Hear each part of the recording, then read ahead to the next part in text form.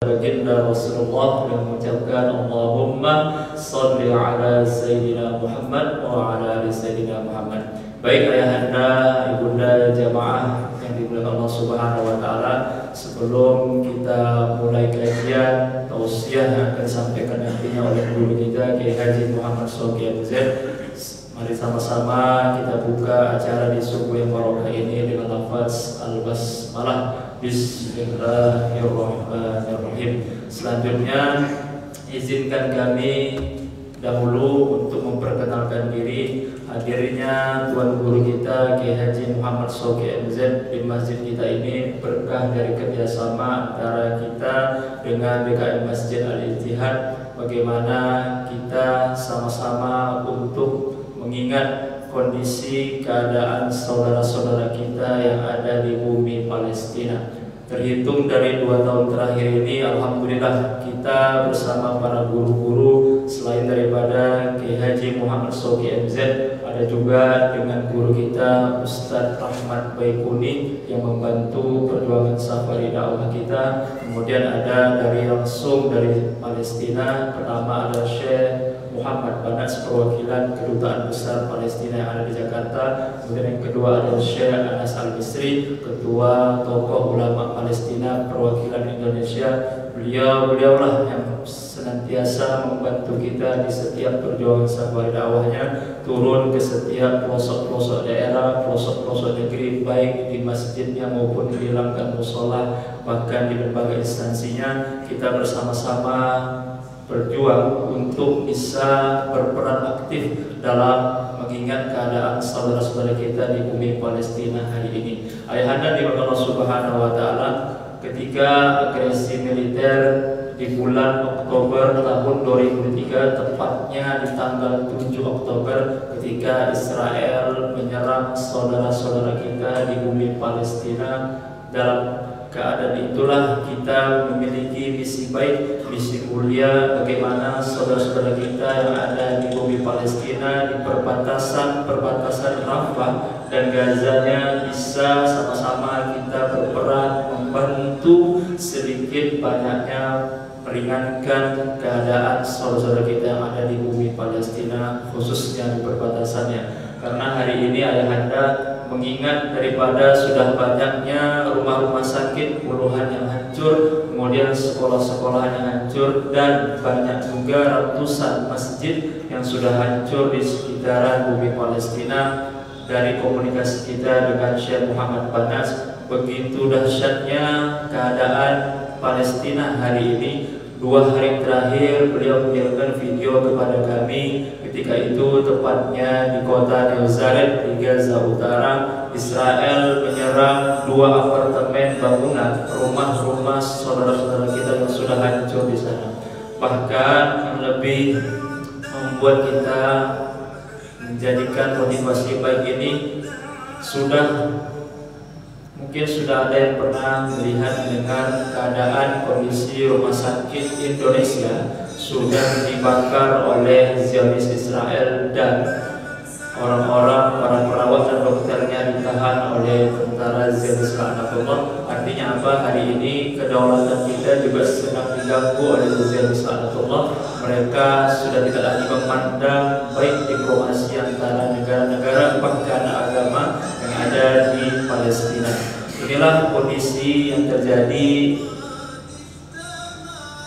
perperangan yang sampai hari ini masih terjadi, karena banyak media-media yang mengungkap sampai hari ini, media-media independen lah yang mampu untuk menyebarluaskan keadaan-keadaan di bumi Palestina hari ini. Ratusan ribu rumah-rumah yang sudah hancur disebabkan bom, kemudian ratusan ribu juga sampai hari ini hampir mendekati 200.000 orang luka-luka disebabkan oleh penyerangan Zionis laknatullah. 44.000 yang sudah syahid di mata Allah disebabkan menjaga masjid kita semua, masjid seluruh umat Islam dunia, Baitul Maqdis, Masjid Al-Aqsa, dan bumi yang para anbiya, yakni bumi Palestina. Di sanalah banyak para nabi-nabi kita, termasuk nabi yang kita nanti Nabi Isa alaihissalam lahir di Palestina, yang kita tunggu-tunggu untuk bertemu dengan Imam Mahdi al-Muntazar, memerangi Tuhannya Zionis laknatullah. Siapa Tuhan mereka ayahanda ibunda? Itulah Dajjal. Dajjal yang mereka tunggu, yang sampai hari ini mereka sedang menanti Tuhan mereka untuk bagaimana membangun singgasananya di atas komplek Al-Aqsa. Inilah keadaan saudara kita yang dirahmati Allah.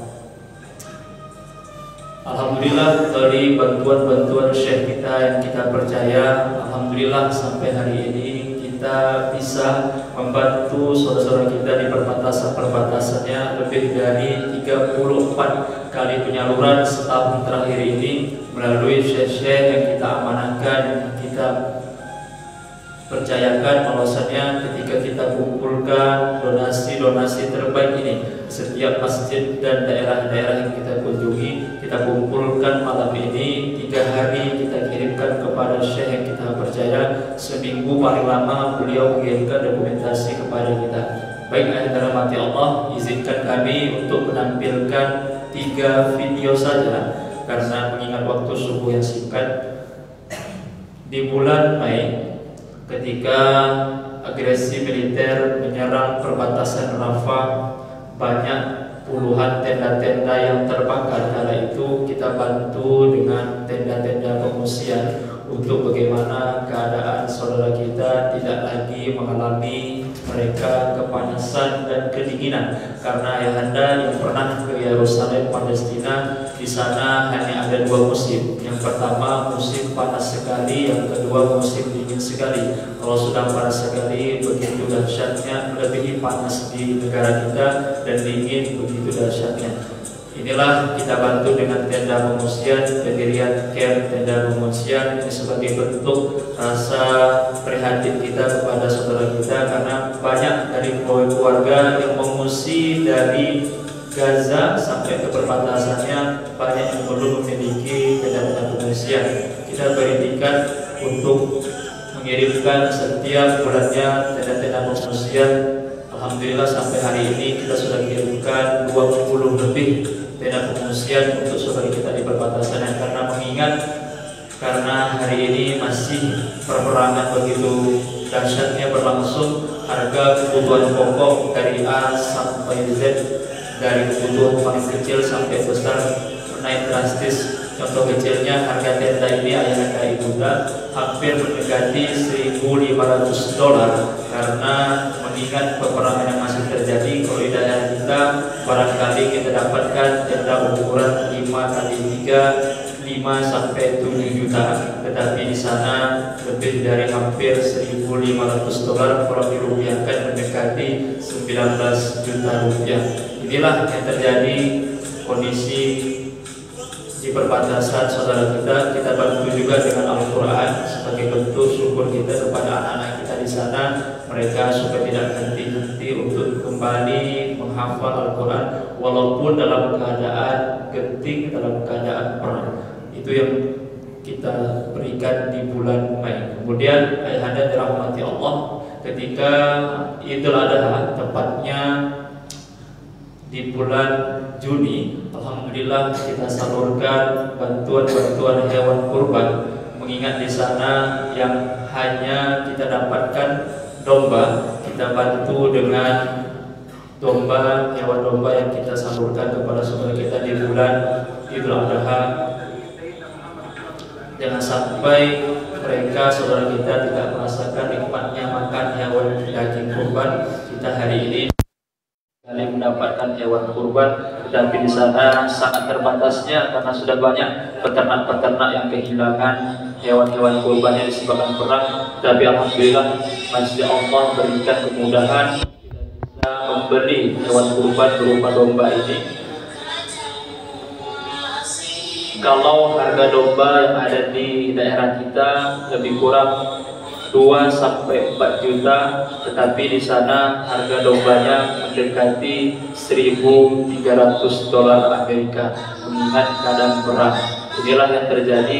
Walaupun keadaannya seperti ini, kita tetap berusaha berikhtiar untuk senantiasa bersampingan berdampingan dengan saudara kita di bumi Palestina supaya mereka merasakan nikmatnya hewan tadi kurban. Inilah yang kita bantu sebagai bentuk syukur kita kepada Allah, membantu saudara kita di perbatasan Gaza Utara. Inilah kita salurkan. Ada 5 domba di bulan Juni kemarin, kita bantu dengan 5 domba.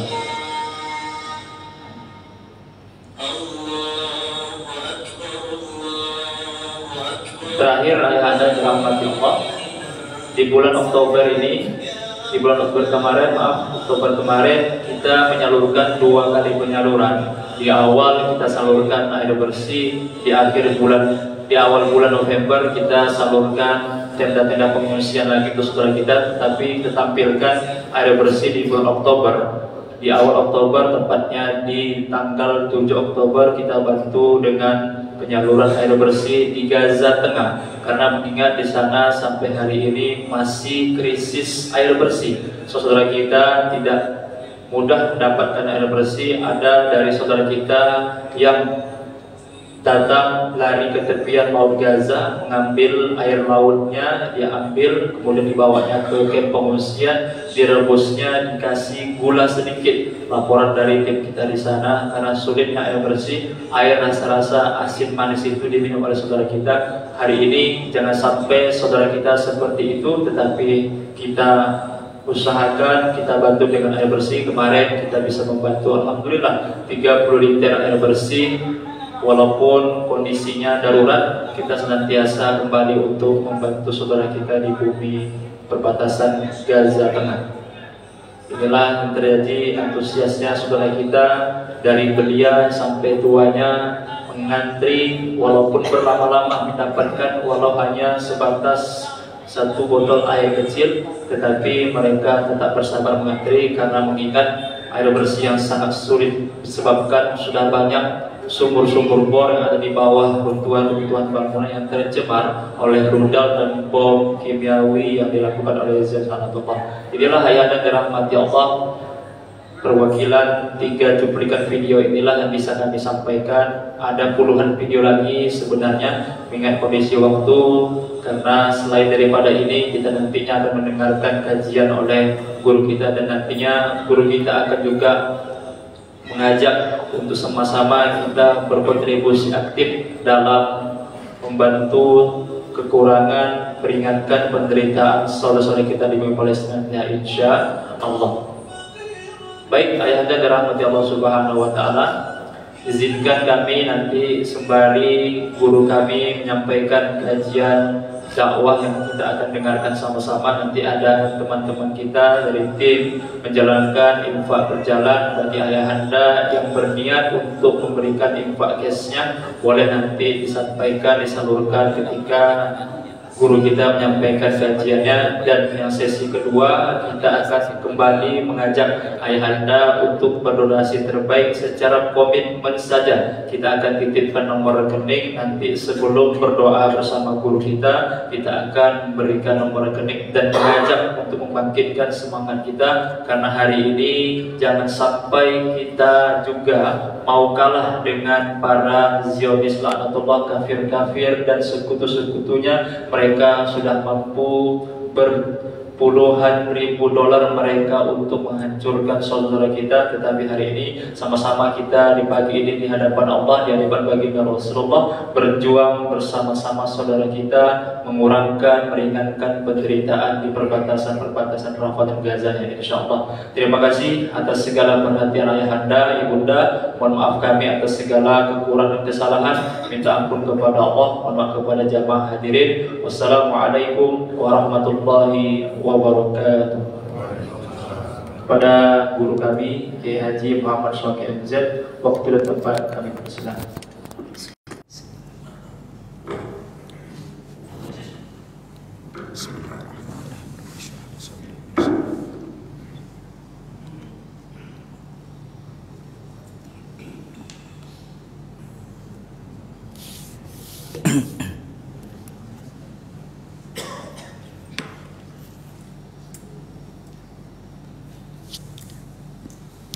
Makasih. Bismillahirrahmanirrahim. Assalamualaikum warahmatullahi wabarakatuh.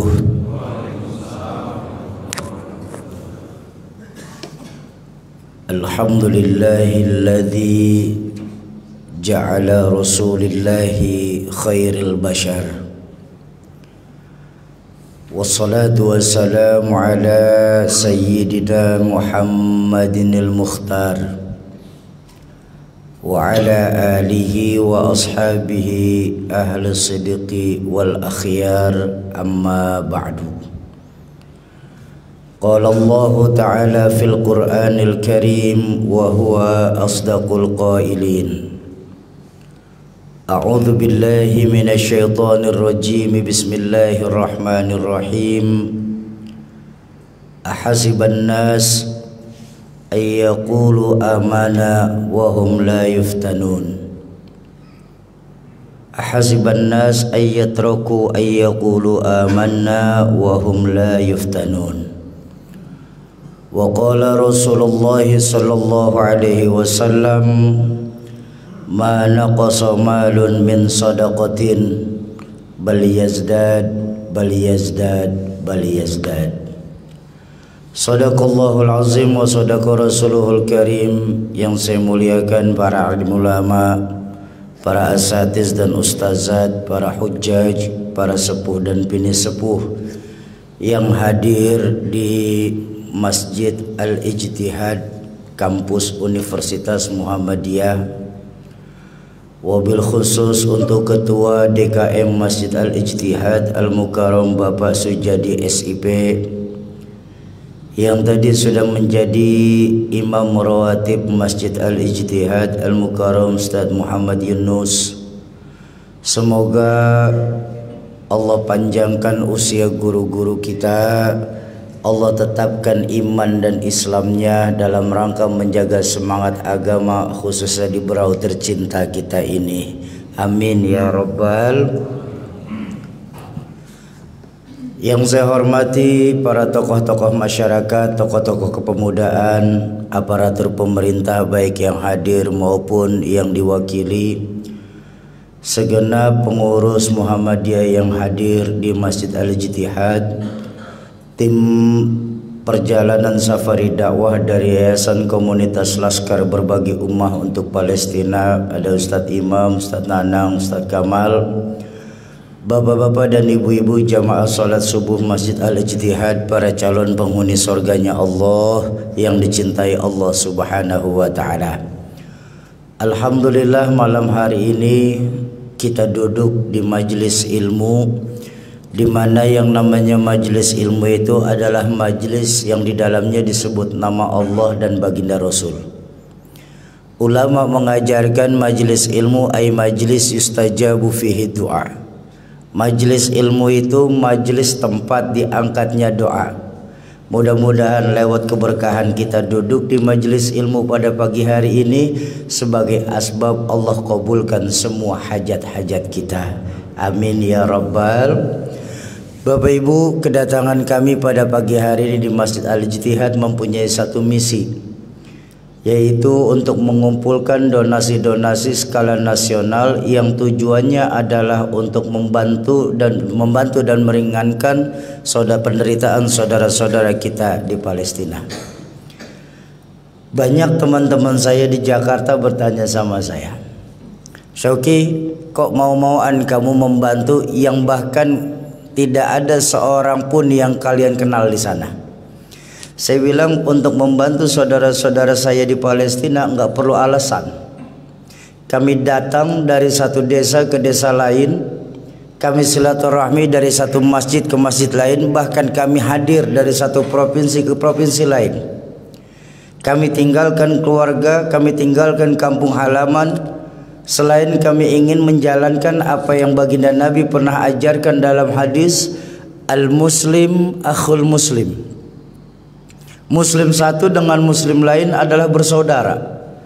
Konteks persaudaraan dalam Islam itu diikat dengan akidah. Artinya, dari manapun kita berasal, dimanapun kita saat ini berada, selama akidahnya sama, itulah saudara kita.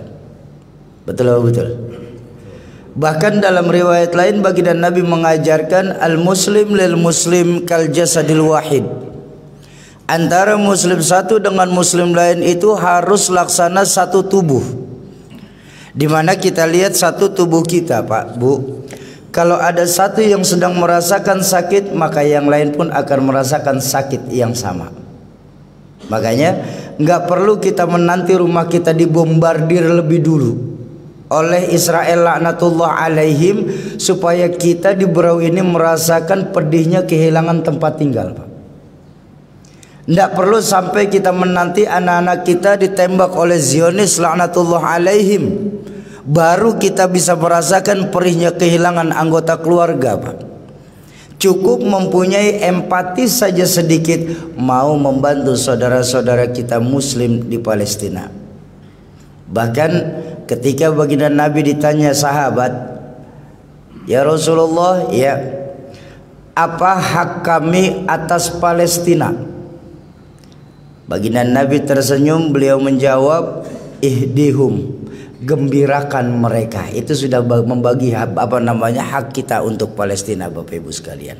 Nah, makanya sebentar lagi akan ada tim kami yang mengitarkan kotak infak.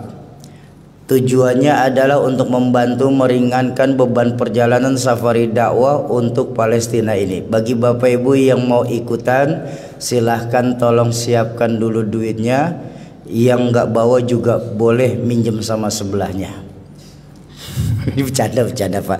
Ayo sama-sama sambil mengitarkan kotak infak kita lanjutkan pengajian ini tanpa untuk memotong pengajian ini. Bapak Ibu jamaah ma'asyiral muslimin dan muslimat yang berbahagia, pada kesempatan pengajian ilmu pagi hari ini izinkan saya menyampaikan sebuah hadis baginda Rasulullah sallallahu alaihi wasallam yang berisikan tentang peringatan baginda Nabi kepada umat-umat akhir zaman. Baginda Nabi pernah bersabda,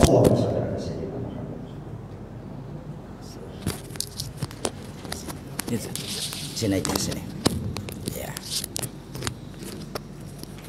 Bismillah. Baginda Nabi pernah bersabda, "Sayati zamanun ala ummati la yabqa minal islam illa ismuh wa la yabqa minal quran illa rasmuh masajiduhum amirah wa hiya kharabum minal huda." Akan datang nanti zamannya di tengah-tengah umatku ini, kata baginda Nabi, di mana saat itu Islam hanya dikenal sebatas cerita, Quran hanya dikenal sebatas tulisan, dan saat itu masjid-masjid bagus, musola megah-megah, tapi kosong dari pancaran sinar hidayah. Ayo sama-sama pagi hari ini, di hari yang penuh keberkahan selepas kita menghidupkan subuh berjamaah, kita renungkan hadis baginda Nabi ini, Pak. Bapak Ibu, bukankah belakangan ini banyak hadis-hadis baginda Nabi yang diucapkan hampir 15 abad yang lalu saat ini mulai terjadi kebenarannya? Betul apa betul? Betul apa betul? Ayo. Islam cuma dikenal sebatas cerita. Sangat kita rasakan bahwa memang di era modernisasi saat ini kita umat Islam cuma menang secara hitungan, tapi kita miskin secara prestasi, Pak. Kita menang secara bilangan, tapi kita miskin, minoritas secara prestasi. Coba kita lihat. Dan hebatnya apa? Banyak dari kita umat Islam sadar betul tentang kemunduran Islam belakangan ini, tapi kita masih lebih sering menyalahkan agama-agama saudara-saudara kita di luar Islam atas kemunduran Islam ini sendiri, Pak. Padahal justru yang membuat Islam mundur belakangan ini diakibatkan oleh dari dalamnya umat Islam itu sendiri. Guru saya Al-Mukarram Kiai Haji Fakhruddin Al-Bantani pernah mengajarkan, Sungguh yang membuat Islam mundur belakangan ini, kata beliau, itu ada 3 perkara dari dalam diri umat Islam itu sendiri. Jadi kalau buat saya pribadi, daripada saya menyalahkan orang lain atas mundurnya Islam ini, lebih baik kita ngobatin penyakit Islam itu sendiri, Pak. Pertama, yang membuat Islam mundur belakangan ini, pertama, mahalnya nilai silaturahmi yang terjadi di antara kita umat Islam, Pak. Itu yang terjadi saat ini. Kita sering lupa bahwa akhlak baginda Nabi yang paling dahsyat itu 3. Salah satunya apa? Silman qata'ak. Jalin silaturahmi kepada orang yang memutuskan silaturahmi kepadamu. Dari masjid kita diajarkan bahwa kita mengarah ke arah yang sama, menyembah Allah Tuhan yang sama, mengikuti manasik Nabi yang sama, melakukan gerakan yang sama, sampai bacaannya pun sama. Tapi begitu keluar masjid, kita jalan sendiri-sendiri, Pak. Ini yang terjadi. Bahkan kalau kita bicara skala nasional, Bapak Ibu saya ini pasti pernah belajar dalam sejarah. Panglima Besar Jenderal Sudirman pernah mengajarkan, kalau kita mau menang harus kuat. Kita bisa kuat kalau kita besar. Kita mampu besar kalau kita bersatu. Tapi tidak mungkin kita bisa bersatu tanpa ada jalinan silaturahmi di antara kita. Nilai silaturahmi dalam Islam ini amat sangat luar biasa. Kalau mau menang harus kuat. Kalau mau kuat wajib besar. Tapi kalau mau bisa besar, kita harus bersatu. Tapi nggak mungkin kita bisa bersatu tanpa ada jalinan silaturahmi di antara kita. Tapi yang kita lihat sekarang ini, betapa kita umat Islam centang perenang. Kemajuan teknologi diciptakan itu untuk mendekatkan yang jauh, Pak. Tapi saat ini teknologi kita gunakan justru malah menjauhkan yang dekat. Satu contoh. Dulu saya kecil, yang syarat gibah paling utama, syarat menggunjing paling utama itu tidak boleh ada orangnya. Betul. Kenapa? Kalau ada orangnya pasti marah, Pak, berkelahi kita, Pak. Tapi saat ini dengan kemajuan teknologi, menggunjing pun jangankan orang yang tidak ada, orangnya di samping kita masih bisa kita omongin, Pak. Dengan apa? Teknologi media sosial yang bernama WhatsApp. Itu yang terjadi saat ini, Pak. Tidak ada lagi nilai-nilai silaturahmi di antara kita, Pak. Padahal sebagai makhluk sosial, ya, kita ini membutuhkan interaksi kepada orang lain dalam kehidupan kita, Pak. Tidak ada manusia yang bisa hidup sendirian di dunia ini, Pak. Jangankan kita manusia pada umumnya, Pak. Manusia pertama kali yang diciptakan Allah adalah Nabi Adam. Betul atau tidak? Nabi Adam ketika pertama kali diciptakan di dalam surga, ditaruh di dalam surga sama Allah, bengong karena tidak ada kawan, Pak. Tapi begitu diciptakan Siti Hawa, baru Nabi Adam tenang, Pak. Lihat. Apalagi kita di berau ini, Pak. Bohong orang. Saya berani berkata, bohong. Ada orang yang hebat sendiri, pintar sendiri, jago sendiri. Tengoklah kalau dia mati nanti, apakah dia akan jalan ngubur sendiri? Betapapun hebatnya kita tetap memerlukan orang lain dalam lingkungan kita. Ini loh pentingnya nilai silaturahmi, Pak. Pagi hari ini saya bisa ngomong di Masjid Al-Ijtihad ini, Pak. Maaf, saya minta maaf. Bukan lantaran saya orang alim. Saya ini salah satu manusia yang paling bodoh yang pernah diciptakan Allah di dunia ini, Pak. Tapi pagi hari ini saya bisa ngomong di Masjid Al-Ijtihad, komplek kampus Universitas Muhammadiyah ini, Pak. Cuma karena 2 perkara. Pertama, tidak lepas dari doa orang tua dan guru saya. Dan yang kedua, karena ada yang dengerin, Pak. Itu aja. Nah, ayo coba pikir. Betapapun pandai saya bicara, 2 jam, Pak, saya ngomong. Menggelegar, berkobar, tapi yang dengerin tidak ada. Kira-kira hebat nggak? Paling kata teman-teman satpam dari jauh itu Syauqi udah lama ngomong sendiri di masjid ya.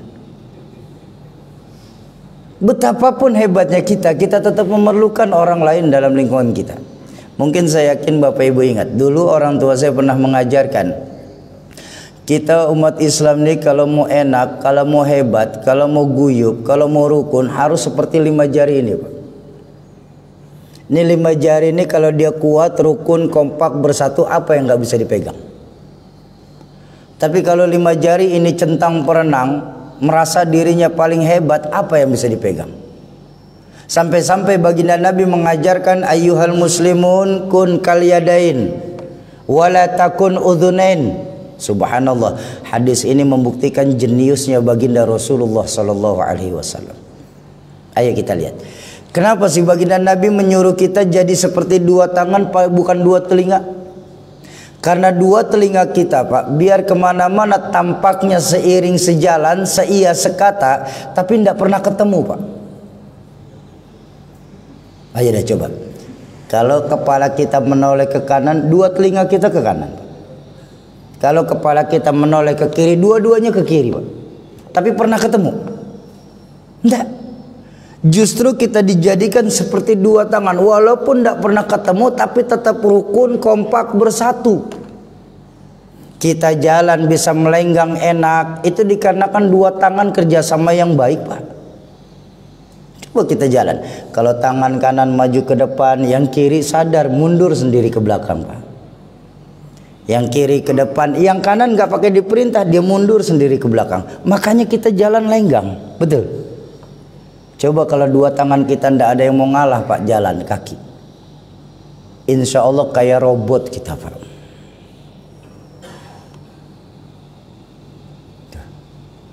Tangan kanan kita kerjaannya bagus-bagus.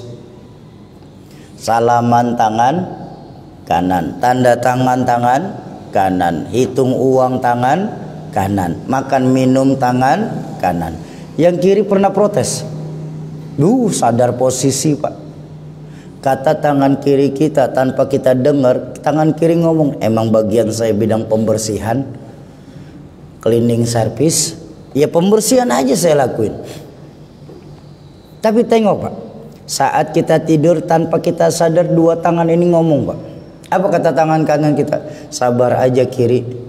Biarpun yang deal proyek saya, yang tanda tangan proyek saya, yang makan minum proyek saya, yang ngitung duit proyek saya, nanti sudah dapat rezeki pasti saya beliin jam tangan yang pakai kamu. Tuh lihat. Rukun, kompak, bersatu. Bukan macam kenal Cristiano Ronaldo? Tahu Lionel Messi? Hebat apa tidak di lapangan bola? Kapan mereka hebat? Ketika ditunjang 10 pemain lainnya, Pak. Betapapun hebatnya Lionel Messi dan Cristiano Ronaldo, tapi kalau cuma sendiri di lapangan bola lawan satu kesebelasan, insya Allah babak belur, Pak. Inilah pentingnya nilai silaturahmi di antara kita. Dan itu yang membuat belakangan ini Islam terasa mundur, Pak. Yang kedua, yang membuat Islam mundur itu apa? Yang kedua, fanatisme organisasi. Ini loh yang membuat kita mundur, Pak. Kita paling merasa organisasi kita lah yang terbaik, sehingga itu sebagai kunci kita, sebagai tiket kita untuk menjelek-jelekan organisasi-organisasi lain di luar organisasi kita. Kita sering lupa baginda Nabi diutus Allah ke dunia ini sebagai rahmatan lil alamin. Kalau saya boleh tamsilkan, kalau saya boleh jadikan sebagai benda biar lebih mudah kita bicara, rahmatan lil alamin ini satu lingkaran besar, di mana yang namanya satu lingkaran tidak ada sudut di dalamnya. Saya tanya kepada jamaah salat subuh al-ijtihad, ada apa tidak lingkaran yang bersudut?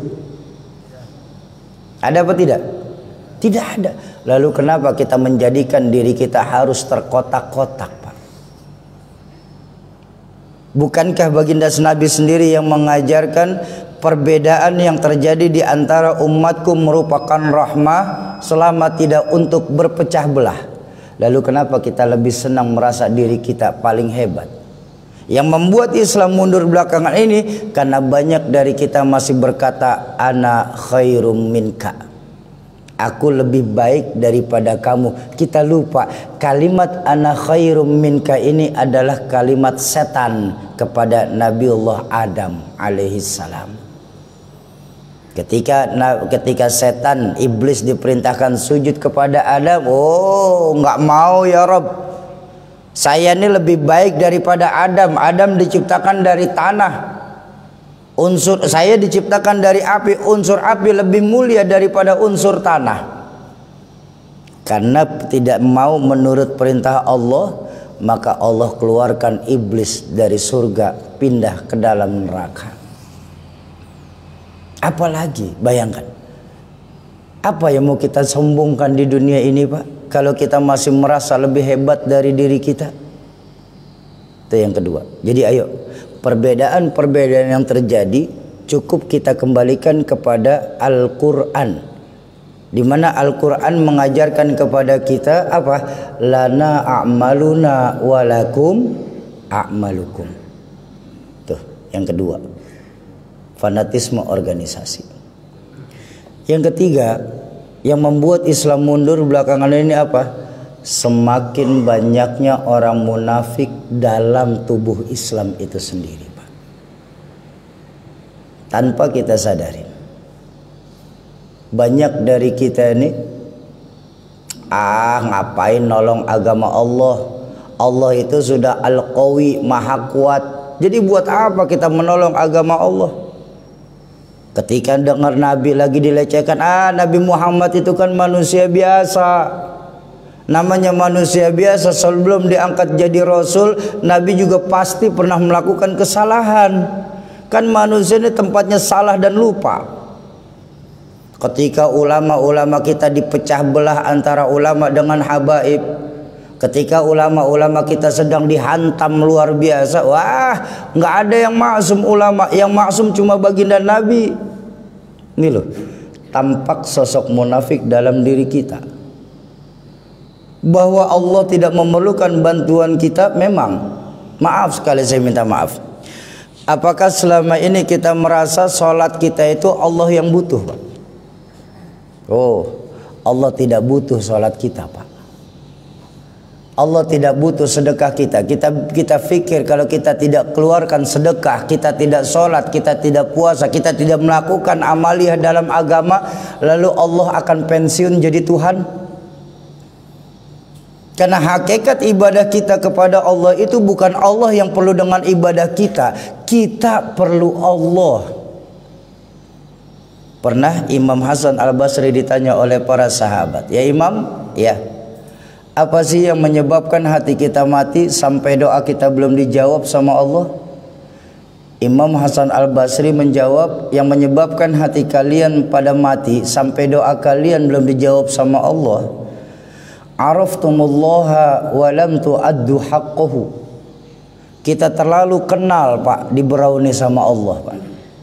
Tapi haknya Allah untuk disembah, kewajiban kita sebagai makhluk untuk menyembah, kadang-kadang tidak pernah kita laksanakan Pak. Ada teman saya bertanya, Syauki, kenapa kamu berani bilang bahwa manusia ini sebagai makhluk? Kan manusia itu ciptaan Allah yang paling sempurna Syauki. Lalu ya namanya manusia ciptaan Allah yang paling sempurna bukan makhluk dong Syauki. Makhluk itu ada kekurangan. Lalu kita disebut apa? Manusia ini sudah disebut hamba oleh Allah. Betul? Salah Pak. Sebab saya berani bilang, diajarkan oleh guru kami, satu-satunya manusia yang mendapatkan gelar hamba dari Allah itu cuma Rasulullah Pak. Kita manusia umum, makhluk. Apa buktinya Syauki? Silakan Bapak Ibu buka surah Al-Isra. Gamblang sekali Allah bikin pengumuman di sana. Subhanalladzi asra bi'abdih. Maha suci Allah yang telah menjalankan hambanya. Secara langsung Allah bikin pengumuman untuk kita di Berau. Manusia Berau, saksikan dengan zatku bahwa Muhammad itu hambaku, kata Allah. Pertanyaan pun meluas. Kalau memang Nabi Muhammad hamba Allah, Syauqi, apakah kita yang sholat subuh ini bukan hamba Allah? Langsung saya tanya saja, jadi kita tidak duga-duga. Pak, ya pada lemes. Memangnya pengajian di sini begini ya Pak ya? Belum pada sarapan ya? Oh sama. Pak, kita hamba Allah apa bukan? Hamba Allah apa bukan? Hamba Allah. Kata siapa? Kata saya. Maaf Pak, kalau masih kata saya itu ngaku namanya. Ngaku silahkan saja Pak, tapi harganya murah. Persoalan kita diakui sebagai hamba oleh Allah atau tidak, kita belum tahu Pak.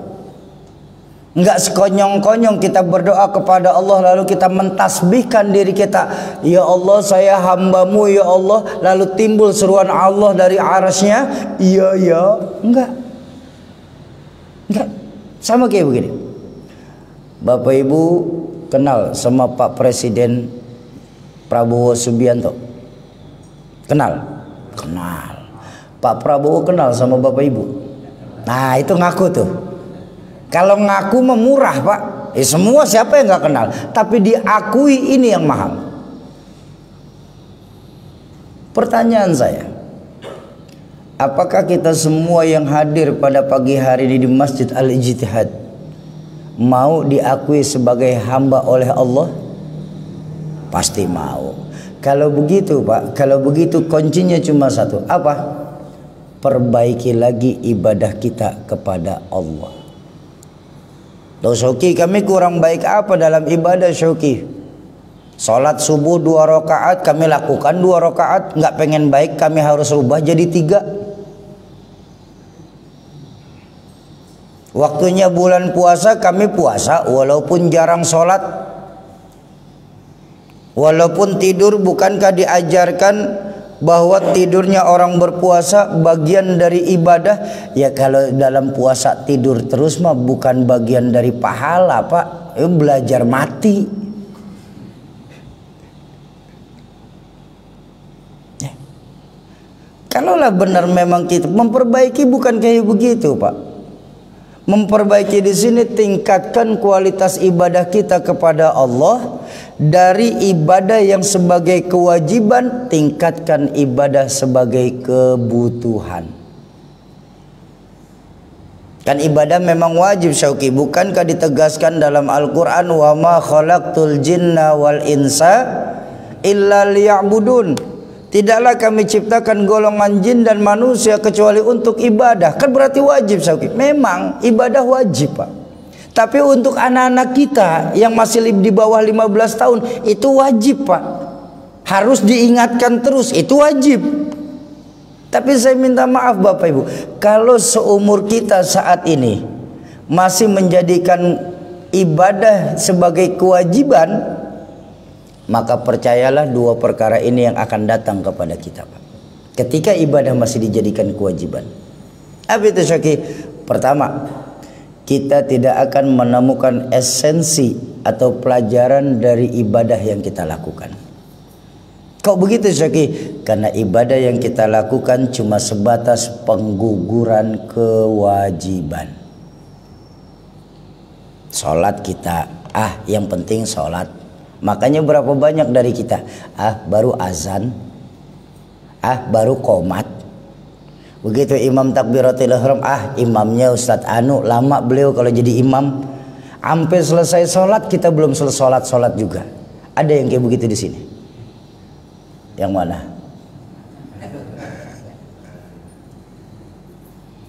Puasa, yang penting puasa, malu sudah tua nggak puasa.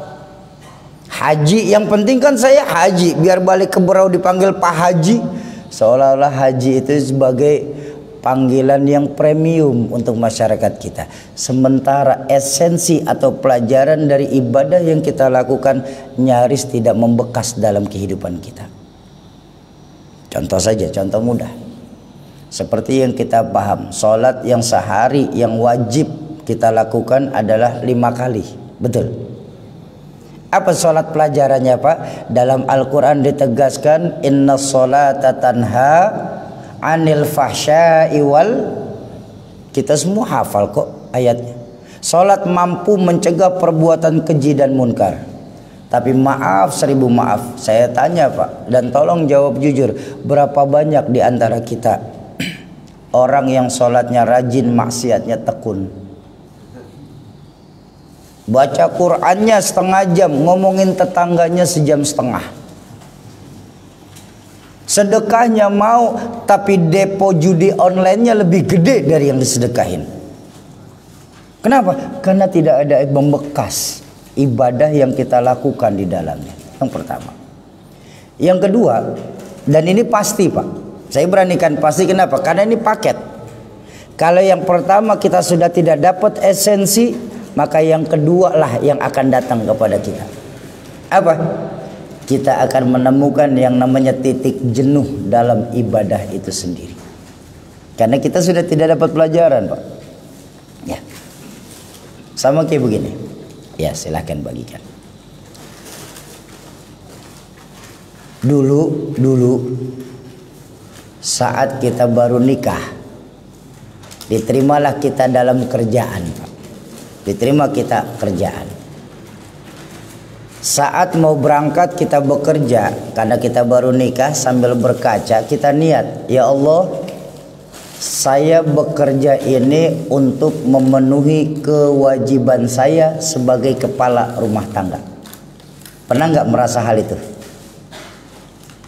Ya. Sebentar, biarin bagiin dulu.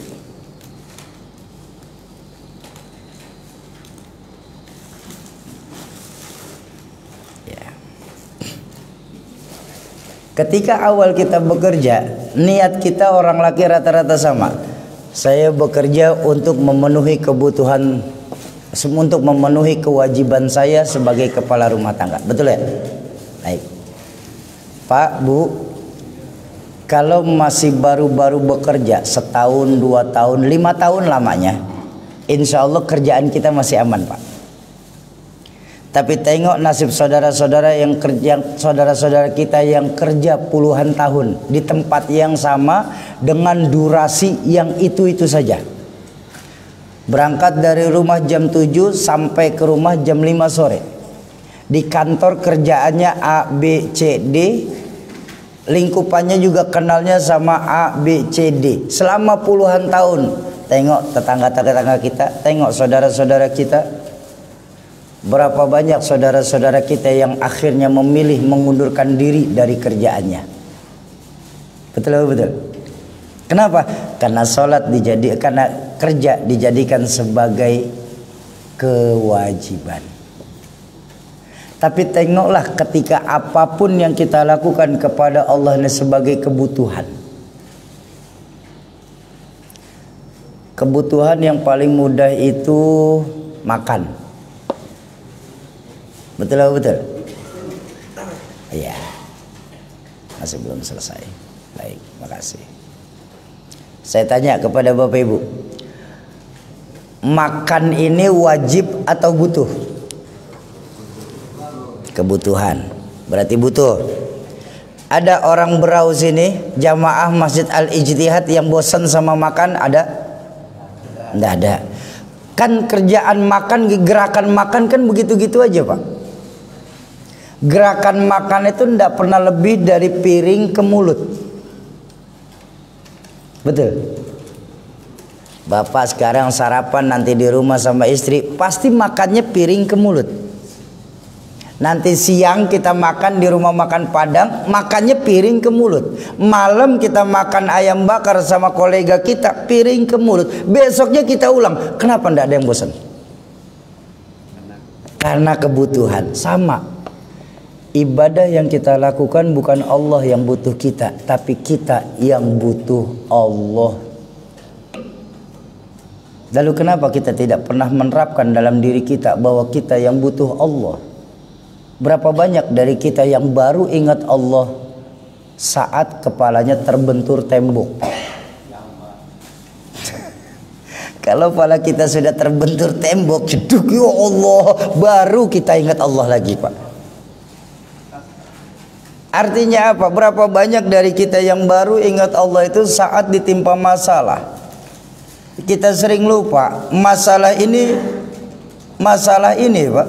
Apa? Banyak kawan-kawan kita kalau punya masalah lebih sering ngadu kepada manusia daripada kepada Allah. Padahal, ya Allah Syauki, kenapa? Keluarga saya ini ditimpa masalah terus ini, timpa musibah terus. Ini Allah nggak sayang saya sama kita ya. Saya bilang, sayangnya Allah sama kita itu terkadang-kadang, Pak, ditimpakan lewat musibah, Pak. Makanya orang tua saya dulu, Rahmatul Abror Ki Zainuddin MZ, pernah bilang begini, yang namanya masalah, yang namanya musibah itu ada 3 jenisnya. Ada musibah sebagai ujian. Kalau orang baik-baik yang dapat masalah, dapat musibah, itu disebut ujian. Kenapa disebutnya ujian? Karena mau dinaikkan kelas sama Allah. Di mana-mana orang yang mau naik kelas harus lewati proses yang bernama ujian. Tapi saya kasih contekan. Kunci ujian itu 2, Pak. Lulus, lolos. Baru insya Allah kita akan dinaikkan kelas sama Allah. Kok harus lolos, Syauki?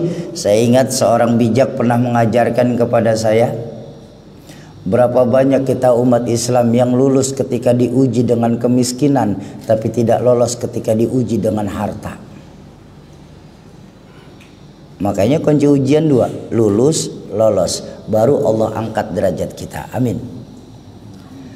Tapi kalau musibah yang menimpa orang setengah-setengah, orang setengah-setengah nih model saya, Pak, di hadapan Bapak Ibu, yang bikin repot malaikat. Sholat rajin, maksiat tekun. STMJ lah, sholat tekun, maksiat jalan. Bikin repot malaikat. Nah, orang kayak saya kalau dapat musibah itu bukan ujian. Apa namanya? Teguran. Kenapa saya ditegur? Kenapa saya diberikan musibah, ditegur sama Allah? Karena saya sering lalai kepada Allah. Ada satu sifat Allah yang sering kita lupakan, Pak. Apa? Allah itu maha pecemburu. Dan cemburunya Allah beda sama cemburu pasangan kita, Pak. Cemburunya Allah itu beda sama cemburu pasangan kita. Pasangan kita bisa cemburu kalau menemukan barang bukti. Allah nggak begitu cemburunya. Allah cemburu itu ketika di hati kita ada yang lain selain Allah. Percayalah, Pak, ketika di hati kita ada yang selain Allah, Pak, cepat-cepat Allah akan turunkan kita musibah. Supaya apa? Supaya kita bisa langsung ingat lagi kepada Allah. Kita lupa bahwa musibah yang menimpa kita itu adalah bentuk rindunya Allah kepada kita, Pak.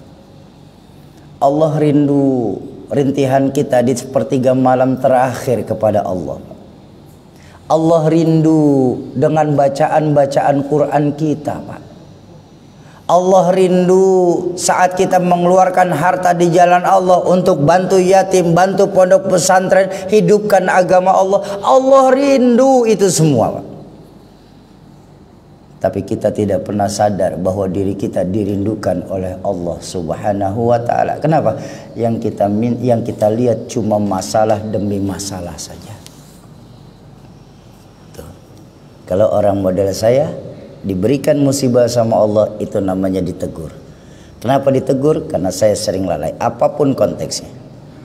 Bapak lalai dalam urusan rumah tangga, istri pasti negur. Ibu lalai dalam ngurusin rumah tangga, pasti negur suami, ditegur sama suami. Apalagi kita lalai dalam kehidupan Allah ini. Ahasiban nas ayyatraku ayyaqulu amana wa hum la yuftanun. Apakah kita menyangka kita cukup berkata saya beriman kepada Allah sedangkan kalian belum kami uji? Bapak Ibu jamaah ma'asyiral muslimin dan muslimat, para calon penghuni surganya Allah yang dicintai Allah Subhanahu wa ta'ala. Itu yang kedua. Nah, contekan dari teguran ini juga 2, Pak. Apa? Perbaiki yang kurang, kurangi yang berlebihan. Tapi kalau ternyata musibah yang menimpa kita, ya. Tapi kalau ternyata musibah yang menimpa kita ini sebagai ujian, sebagai hukuman, orang jahat dapat musibah, itu bukan ujian, bukan teguran. Apa? Hukuman. Ya. Kalau orang jahat dapat musibah, namanya hukuman. Maka untuk bisa lolos kita dari hukuman ini, syaratnya dua. Apa? Memperbanyak istighfar dan melakukan taubatan nasuha. Manusia yang paling bersih hatinya Rasulullah. Betul apa tidak? Manusia yang paling mulia akhlaknya jauh baginda Rasul. Setuju apa tidak? Coba saya mau bilang, manusia yang bersih hatinya, mulia akhlaknya, dosa sudah dapat jaminan ampun dari Allah. Liyaghfira lakallahu ma taqaddama min dzanbika wa ma ta'akhkhar. Hai Muhammad, dosamu yang dulu, yang sekarang atau yang akan datang, itu pun kalau ada, sudah bebas jaminan ampunan langsung dari Allah. Lihat baginda Nabi. Dosa sudah dapat jaminan ampun saja, beliau sehari istighfar tidak lepas dan tidak kurang dari 100 kali. Wa fi riwayatin sab'ina marrah. Riwayat lain tercatat 70 kali sesedikitnya baginda Nabi beristighfar. Saya minta maaf, minta ridha. Kita ini manusia di berau ini dosa belum dapat jaminan ampun. Kesalahan di setiap waktu meningkat. Mampukah kita beristighfar dalam sehari itu 100 kali, Pak? Sanggup? 8 orang. Sanggup? Insya Allah. Karena baginda Nabi sendiri mengajarkan la saghair illa bil istimrar wala kabair illa bil istighfar. Tidak ada yang namanya dosa kecil, Pak, kalau dilakukan setiap waktu. Juga tidak ada yang namanya dosa besar, Bu, kalau ditimpa dengan istighfar dan melakukan taubatan nasuha. Artinya, nuker sendal di masjid memang dosanya kelihatannya kecil, nuker sendal. Tapi kalau sehari 5 kali nuker, insya Allah buka toko juga kita lama-lama, Pak. Bapak Ibu jamaah ma'asyiral muslimin dan muslimat, ayo kita benahi penyakit dari kita, dalam diri kita sendiri. Jangan sampai cuma lantaran pertama kita tidak bersilaturahmi, yang kedua kita beda pendapat dan organisasi, malah menyebabkan kita yang ketiga timbulnya sifat munafik dalam diri kita. Ayo mudah-mudahan lewat pengajian pagi hari ini kita dilindungi oleh Allah atas asbab-asbab untuk menjadi berbuat dosa kepada Allah Subhanahu wa ta'ala. Nah, makanya Bapak Ibu, dalam rangka mengembalikan nilai-nilai keimanan kita kepada Allah, pagi hari ini kami dari Yayasan Komunitas Laskar Berbagi Umat untuk Palestina membawakan ke hadapan Bapak Ibu investasi dunia akhirat yang paling menguntungkan. Syauki, ibadah kok masih suka cari untung si Syauki? Memangnya salah? Salah. Lalu ibadah itu lillahi ta'ala loh Syauki, kok masih cari untung saja? Baik Bapak Ibu, ibadah yang kita lakukan selama ini lillahi ta'ala atau ada pamrih? Pak, Bu, ibadah yang kita lakukan selama ini lillahi ta'ala atau ada pamrih? Yakin?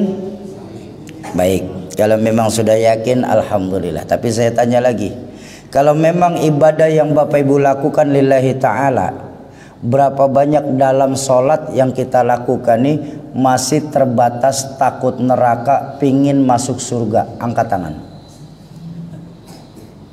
Ya. Yang ibadah kita takut neraka pengen masuk surga, coba angkat tangan. 1, 2. Tadi katanya lillahi ta'ala.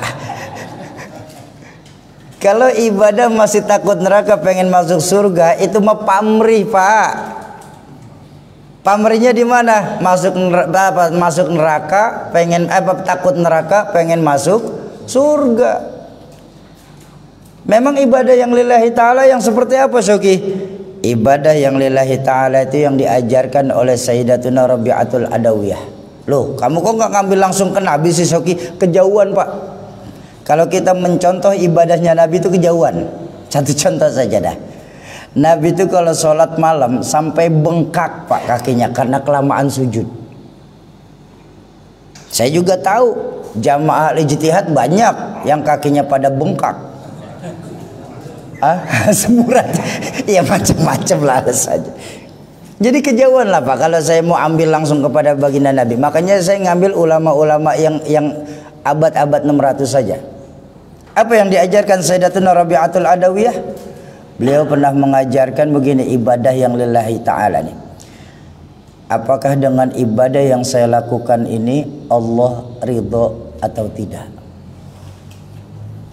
Karena baginda Nabi mengajarkan konteks kelillahi ta'alaan dalam ibadah itu, beribadahlah kalian seolah-olah kalian melihat Allah.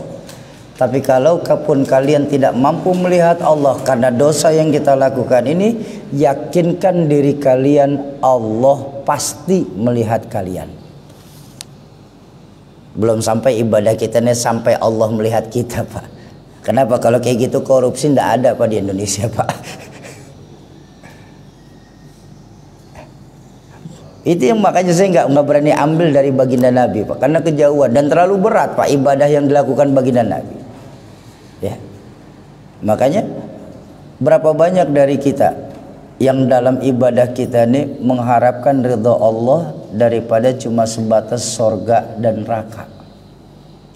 Kita lupa, jangan sampai lupa Pak. Ini saya ingatkan kembali, sorga dan neraka itu makhluk Pak. Dan yang namanya makhluk cuma tunduk kepada yang menciptakannya. Api panas kata kita. Tapi kalau buat Allah, tergantung maunya Allah. Api bisa dingin.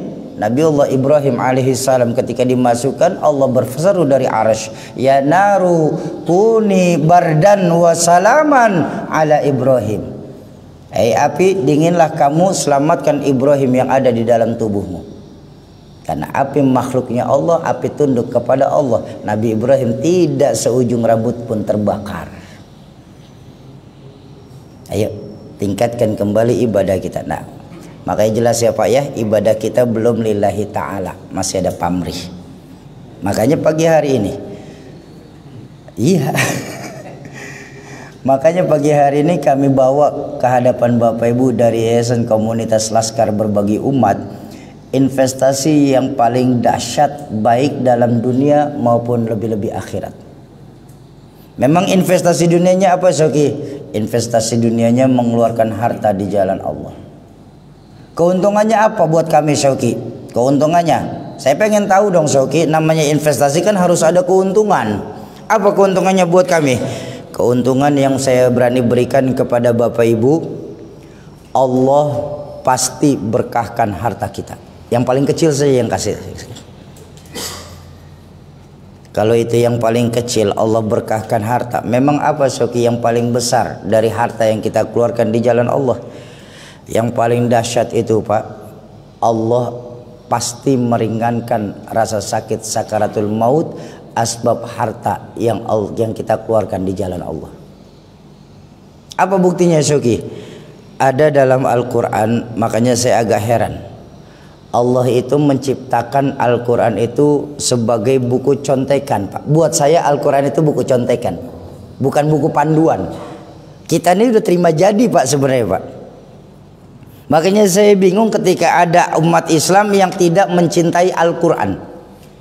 Bayangkan, tidak ada kitab suci manapun yang menceritakan proses manusia mulai dari alam ruh sampai posisi surga dan neraka. Semua diceritakan dalam Al-Quran.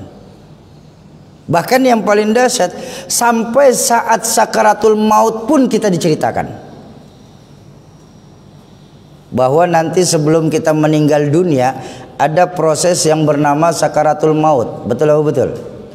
Nah, ketika sakaratul maut, saya, Bapak, Ibu, ketika kita mengalami sakaratul maut, ternyata dikasih bocoran sama Al-Quran, ruh kita berdoa Pak kepada Allah untuk yang terakhir kali. Tapi sayang, doa ruh kita Allah tidak jawab Pak.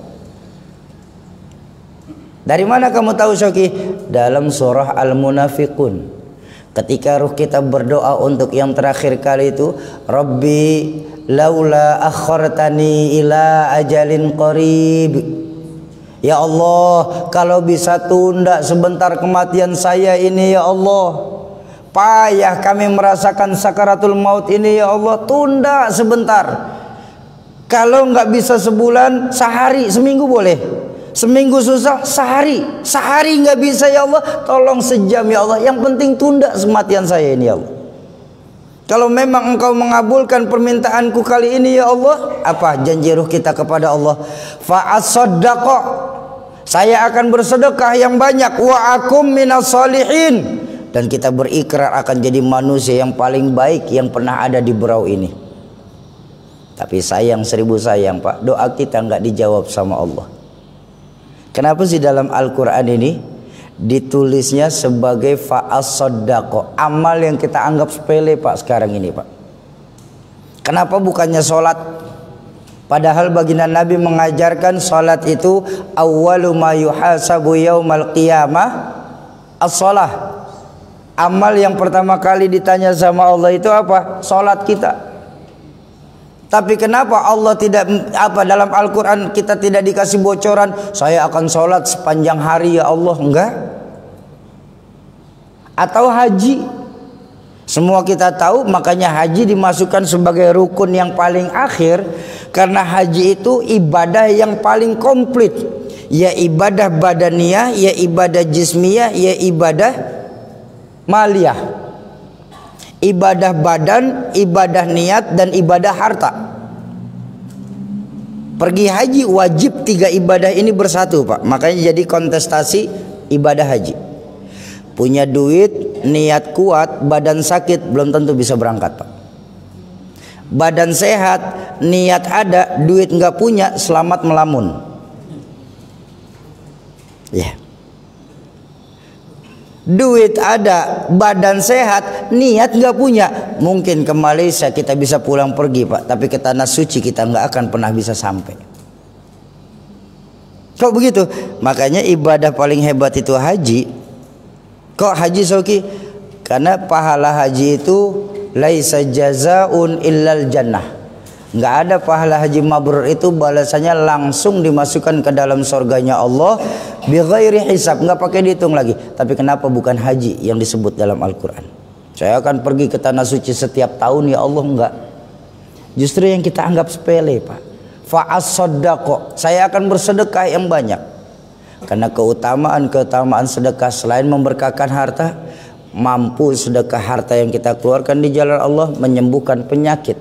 Sebagaimana baginda Nabi juga menjaminkan dawu mardakum bis sadaqah, obati penyakit kamu ini dengan mengeluarkan sedekah. Dan yang paling akhir, mampu meringankan rasa sakit sakaratul maut. Oh begitu ya Syauki ya. Lalu investasi, makanya saya nggak berani, karena saya sendiri tidak tahu bagaimana saya nanti meninggal dunia. Saya tidak tahu Pak perjalanan hidup saya Pak. Saya ini cuma sebatas pion saja, apa yang diperintahkan Allah saya jalanin, sudah itu aja. Let it flow, biarin ini mengalir. Cuma tetap saya berusaha untuk menjadi orang baik, walaupun saya bukan bagian dari orang baik itu sendiri. Makanya saya nggak berani ngasih jaminan sebagai penutup yang baik Pak, karena saya tidak tahu penutup saya nanti bagaimana. Makanya saya berani pastikan kepada Bapak Ibu, Allah pasti berkahkan harta kita. Lalu investasi akhiratnya apa Syauki? Investasi akhiratnya membantu saudara-saudara kita di Palestina. Keuntungannya apa buat kami Syauki? Keuntungannya ibadah yang mereka lakukan kita pasti akan kebagian pahalanya. Mereka sholat berjamaahnya 5 waktu Pak. Kita di Berau ini sholat berjamaahnya kalau ada waktu. Ya memang beda tipis Pak kita Pak. Tapi percayalah ketika nanti di yaumil mizan kita kekurangan amaliyah sholat kita, akan datang 2 orang malaikat yang membawakan pahala sholat berjamaah. Protes kita saat itu, ya malaikat, ya ini saya kan jarang melakukan sholat berjamaah. Malaikat tersebut menjawab, ini adalah pahala sholat berjamaahnya orang-orang yang ketika kau di dunia kemarin kau bantu melakukan sholat berjamaah. Oh begitu ya Syauqi. Kok mudah sekali Syauqi dalam Islam ternyata ya. Yo, Islam itu memang mudah Pak, kitanya saja yang mempersulit Pak. Islam itu mudah. Apa jaminan kamu Syauqi kalau saya akan mendapatkan pahala seperti yang mereka lakukan? Jaminannya hadis baginda Rasulullah Sallallahu Alaihi Wasallam. Karena baginda Nabi sendiri yang mengajarkan, orang yang membantu orang lain dalam melakukan kebaikan, pahalanya sama seperti orang yang melakukan kebaikan itu sendiri. Nah makanya ayo Bapak Ibu, terakhir kami ingin mengajak Bapak Ibu, jadikan diri kita bagian dari Palestina sebelum Palestina itu merdeka. Kok begitu Syauqi? Percayalah ketika Palestina sudah merdeka, maka pintu keberkahan umat untuk Palestina sudah tertutup Pak. Ketika pintu keberkahan umat untuk Palestina sudah mulai tertutup, maka percayalah tidak akan lama lagi datanglah hari kiamat. Karena salah satu nubuat dari hari kiamat itu merupakan merdekanya negara Palestina itu sendiri. Ayo. Kapan Syauqi Palestina merdeka? Saya sih berharap masih lama Pak. Kenapa? Biar kita masih tetap terus bisa melakukan amal, berdirinya nanti kita di hadapan Allah bersama orang-orang Palestina itu sendiri.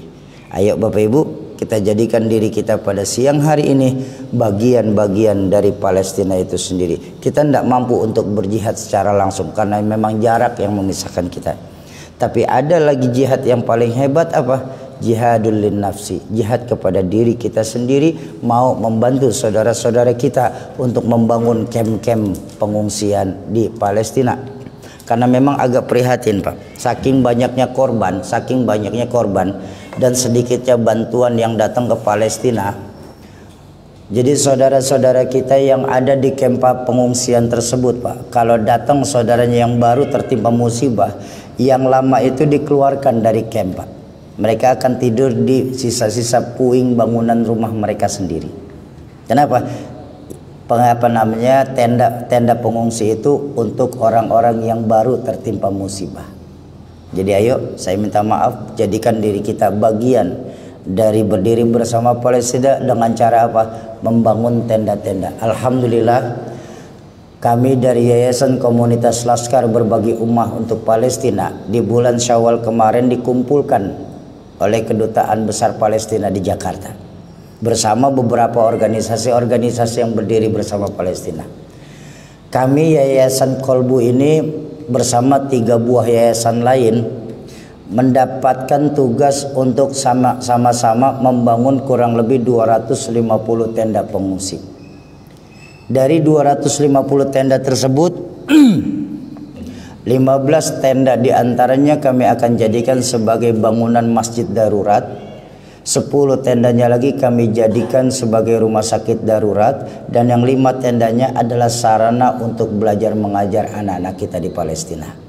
Karena memang 3 bangunan ini sangat urgent Pak, dan ini sudah dirubuhkan.